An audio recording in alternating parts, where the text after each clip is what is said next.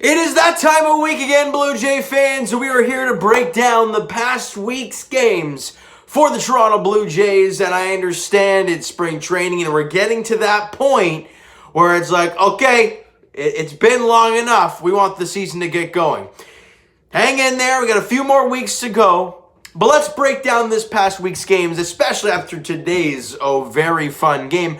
And a day like that, with a game like that, you wish it was on TV, but of course we couldn't watch it. But a whole lot of good stats to talk about. Let's back it up, though. Let's back it up to Wednesday, all right? The last time I talked to you guys was on Tuesday of last week, so a week today. And let's go to Wednesday. Let's go to Wednesday, March 10th, where the Blue Jays lost 4-3 to the Baltimore Orioles. There wasn't a whole lot of things going on in the game. Wasn't a whole lot of positives going on. However, Jonathan Davis, who's been a very bright spot for the Blue Jays and a very intriguing player at that this spring training. We obviously know how crowded the outfield is.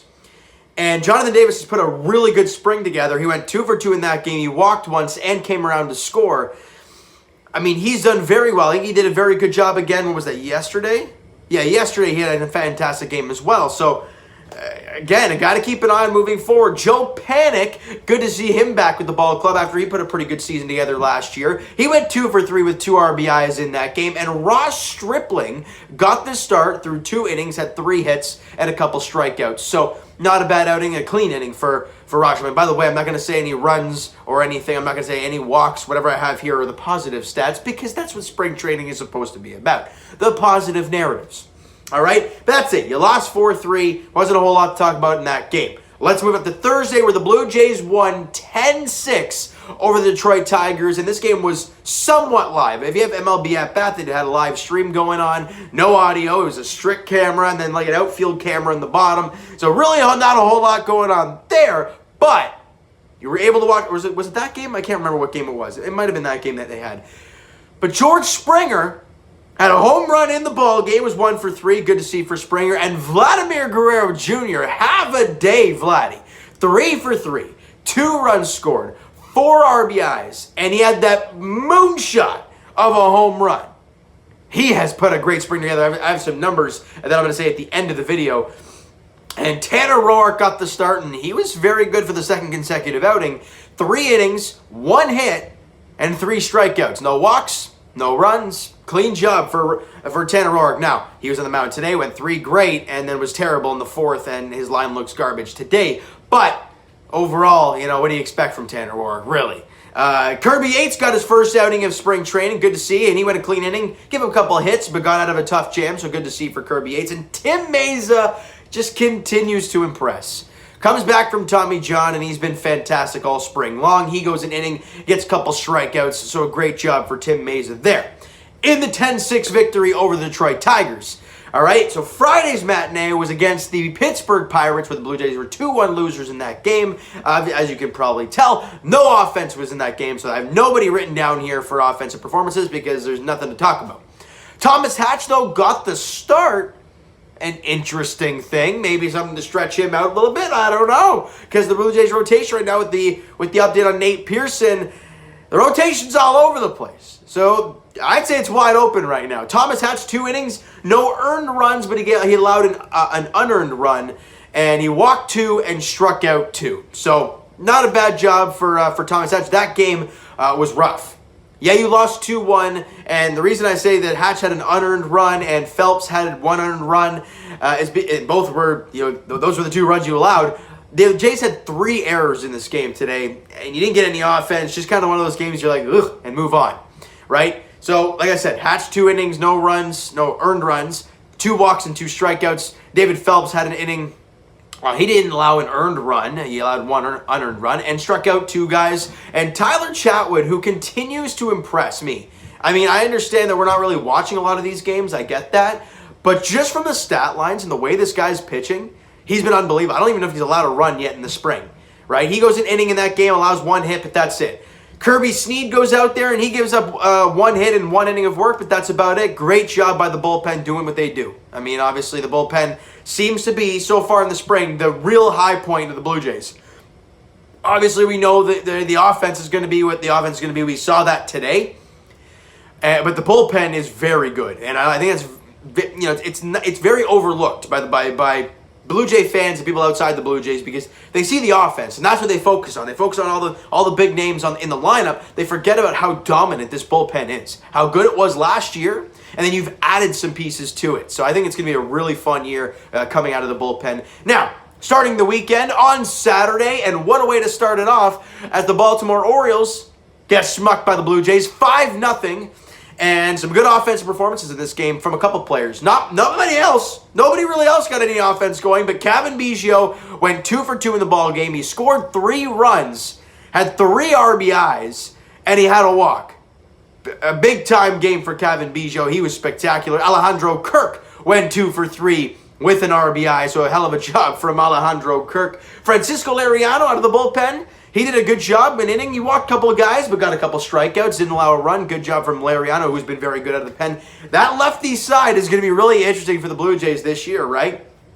You got a Liriano, you have a Ryan Baracki, and you have a Tim Meza. 3 guys who have been great in the spring. Meza's been great. Before he got hurt, he was good. And I was really high on Tim Meza before he got hurt. Then he got injured. He's been great this spring. Liriano has been consistently good at the bullpen in the past, and he's been very good in the spring. And Ryan Baracki, we saw last year how good he was out of the pen, and he's been spectacular in the spring. So it's going to be really interesting to see what the Jays do with their pitching staff. They might carry quite a few relievers just for the fact of we don't know how this rotation is going to go. But Rafael Dolis, he cleaned the game up with a clean inning of work and a couple strikeouts, so a great job for Dolis. Had a rough first outing in the spring, but since then he's been absolutely fantastic. As the Jays won that one, like I said, 5-0, and so far they were 2-2 on the week stretch that we're talking. All right. Not done yet. I have it on the next page. I have 4 sticky notes here that are jammed with stuff, so it took me a while to write this out. Jordan Romano went a clean inning of work. Got 1 hit and struck out 3 guys. That seems like the normal for Romano. Gives up a little hit or a walk or something, but strikes out the side. No problem there for Jordan Romano. And as I mentioned, Ryan Baracki went a clean inning, struck out the side. So a really good job from Ryan Baracki in that game, and the Jays won at 5-0 over the O's. We go to Sunday where the Blue Jays lost 5-1 to the Yankees, so not a great game. However, the 2 young players that have been kind of taking everybody by surprise somewhat, or more or less opening a lot of eyes is probably the way to look at it. Alek Manoah and Manoah and Woods-Richardson. I have 3 names written down here for kind of key players, and none of them played in the big leagues last year. Alek Manoah, I'm a huge fan of him. Obviously, I got to talk about the Instagram Live.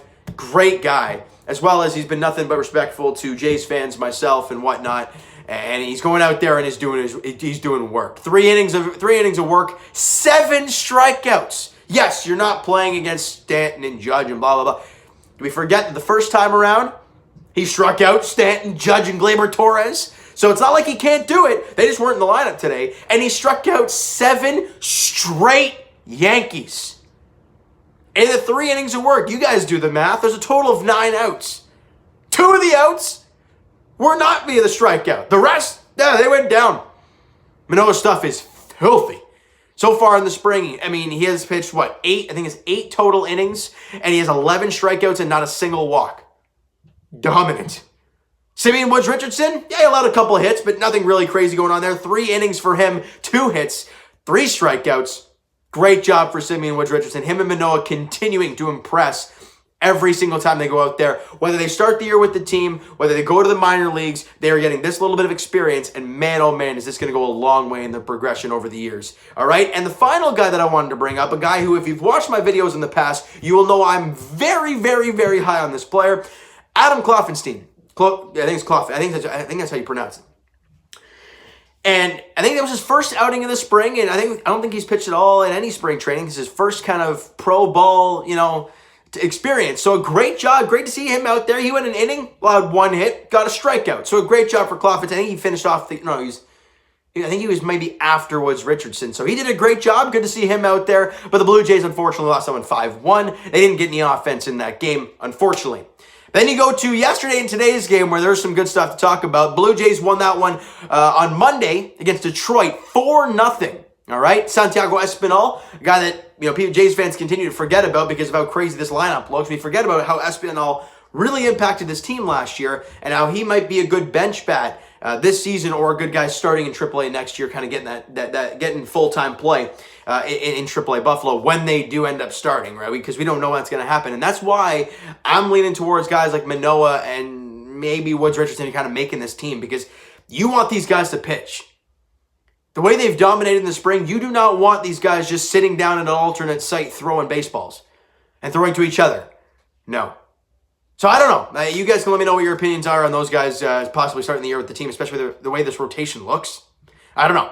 Espinal went 2 for 3 in the game. As I mentioned right off the top, Jonathan Davis has had a great spring so far. In this game, he went 1 for 2. Had a home run. He let off the ball game, if I'm not mistaken, with a home run. And he walked once in the game today. So Jonathan Davis putting a very solid spring together so far. Hyunjin Ryu got the ball against Detroit, and he's out there doing Ryu things. He went 4 innings, allowed 2 hits, struck out 4. No problem. No walks. A clean day in the office there for Hyunjin Ryu. Fantastic. And another guy to keep an eye on. I said it on the Jays Banter podcast. I will say it yet again. TJ Zoik is going to be a guy that's going to impact this team this year, whether it's out of the bullpen as a long man or it's going to be maybe making a rotation spot. This guy is damn good. And TJ Zoik yesterday continued to show me that. He went 3 innings, gave him 1 hit, walked 1 guy, and struck out a batter over 3 innings, didn't allow a run. He's been fantastic in the spring. As I mentioned on the podcast, last year, he got limited time in the big leagues. But when he was here, he was very good. And in 2019, when he got his spurt with the Blue Jays, he wasn't bad at all. So why are people not talking about TJ Zoik? Well, he doesn't throw 99. He doesn't touch 100. He doesn't have this wipeout curveball that strikes out a million guys. You don't have that with him.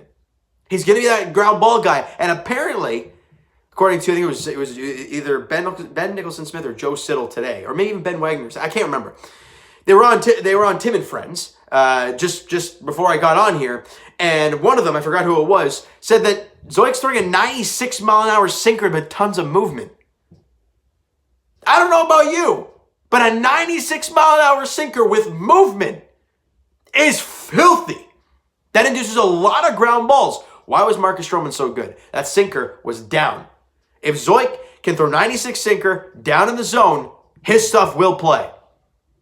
And if that's the case, why not use him in the rotation? Because who's better than him? I said it on the podcast. You know, are guys like Manoah, Woods-Richardson, Zoik, are they better than a Ross Stripling, a Tanner Roark? You know, probably.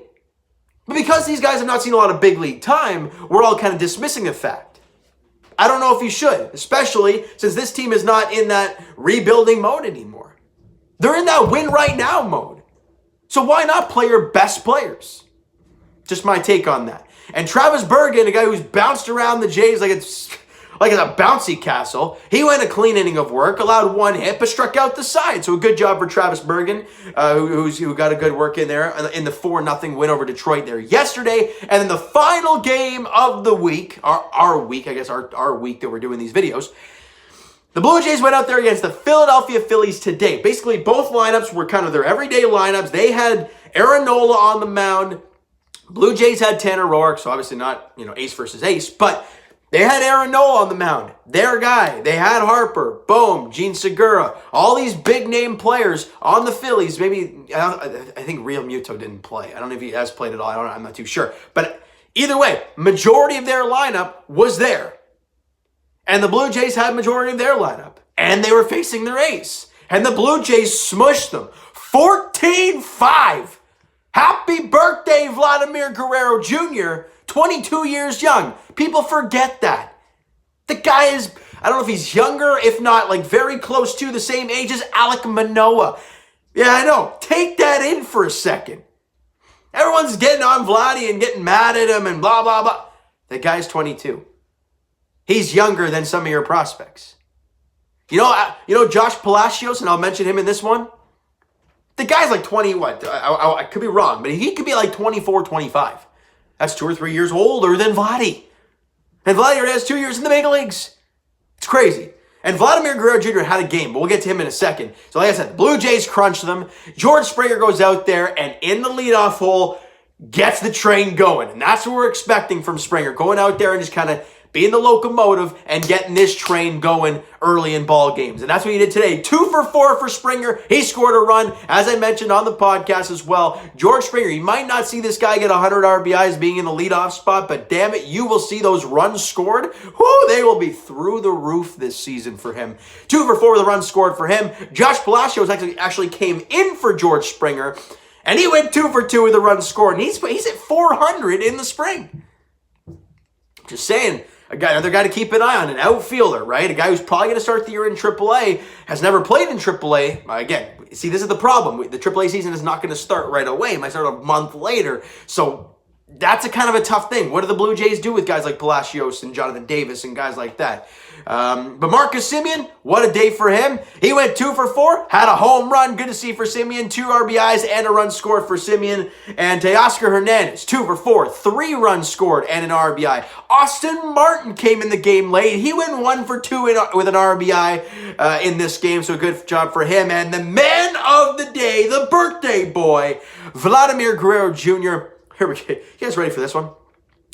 4 for 4, 2 runs scored, 3 RBIs, and a triple. The triple was off of Aaron Nola. A double was off of Aaron Nola. He ain't facing no schmuck who's never pitched above AA. No. He's pitching literally against one of the best in the National League in Aaron Nola. Vladdy has lost 40-odd pounds. Sorry, guys.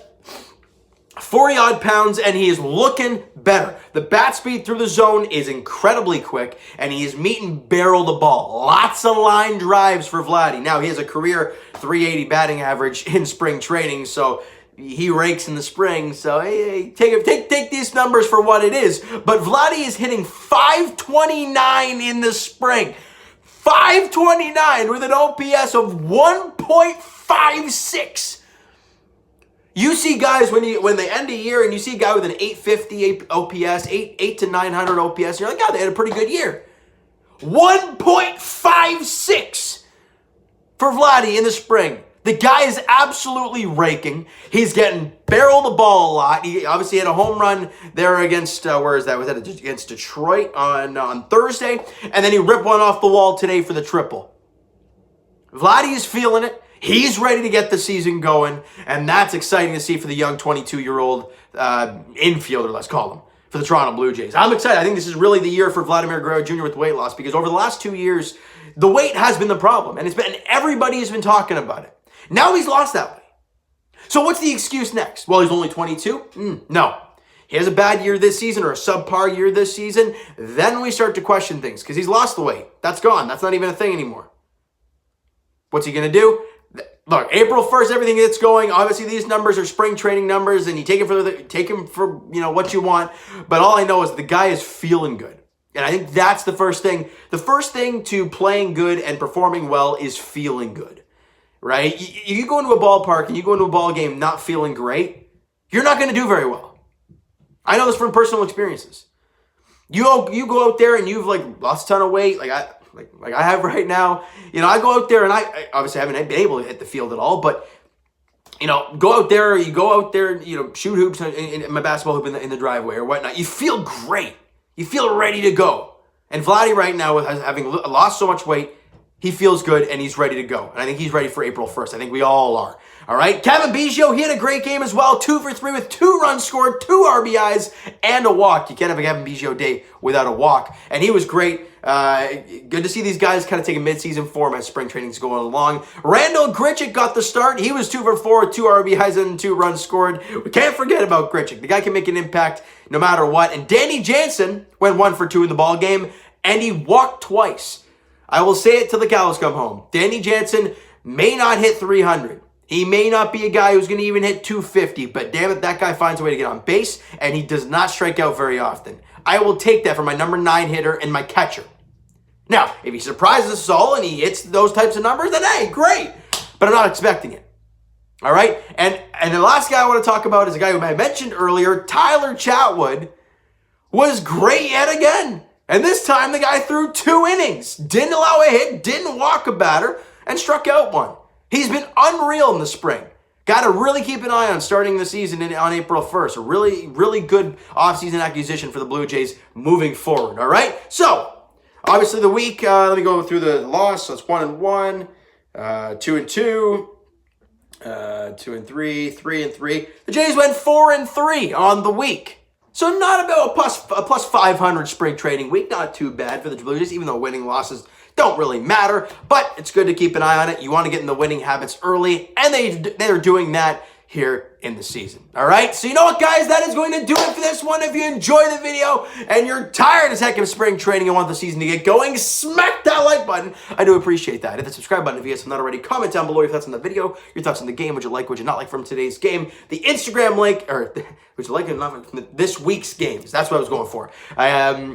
Instagram link is down in the description, guys. So follow up, send me a DM, do all that great stuff. Also, the Instagram link is down below, so follow up there if you've not done so already. And I will talk to you guys.